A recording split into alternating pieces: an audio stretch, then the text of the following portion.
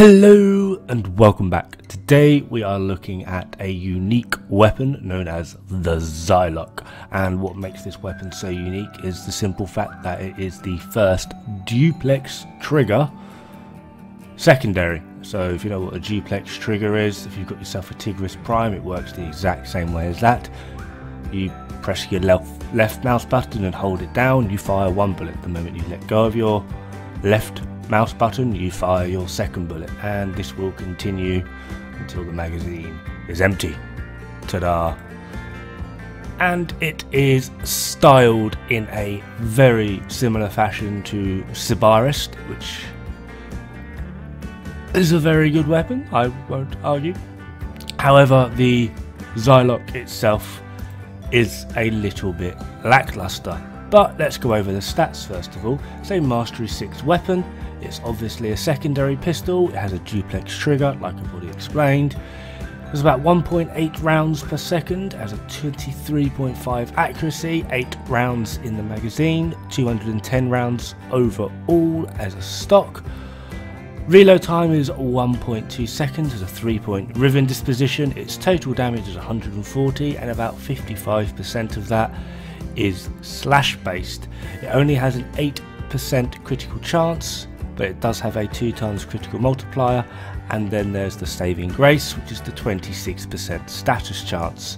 However, due to the lack of crit, this does mean that it's not going to scale as high as a lot of other pistols. And yeah, it shows. It is a fun weapon, do not get me wrong. I have thoroughly enjoyed actually playing with this pistol, but it is quite notable that it literally does hit that brick wall at the intended game content. So basically it's gonna be a slight, I don't want to say struggle, but you're not going to have the easiest time in the world like when you would if you would be using something like Lex Prime. Vasto Prime seems to be flying around a lot lately in some of the sorties, so this weapon will not be a meta setter anytime soon, but it is a bit of a laugh. It is quite fun, and I'm really bad with Neja, whatever you want to call it. So overall, this weapon is actually, it is just simply okay. There's not really too much to say about it.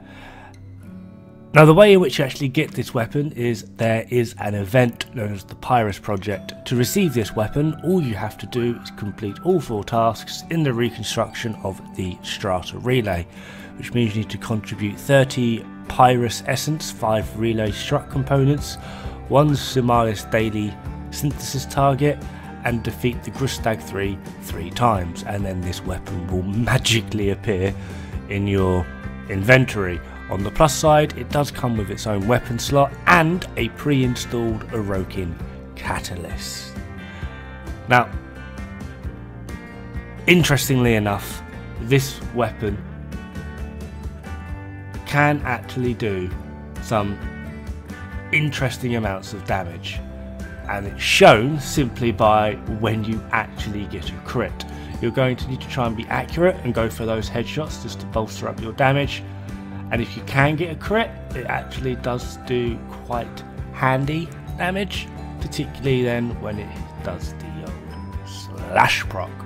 Other than that, this weapon does tend to die off, and as you can see, these are level 100 heavy gunners. They're not corrupted, and it gets through them. It's not getting through them in world record pace. Most of your damage is coming from those decently sized slash procs, and if you are able to get a crit, those slash procs then go through the roof.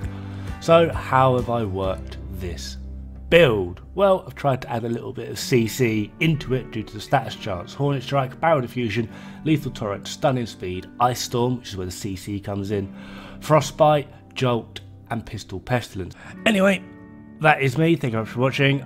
Have fun, good luck, don't die. It's bad for the health. Toodles!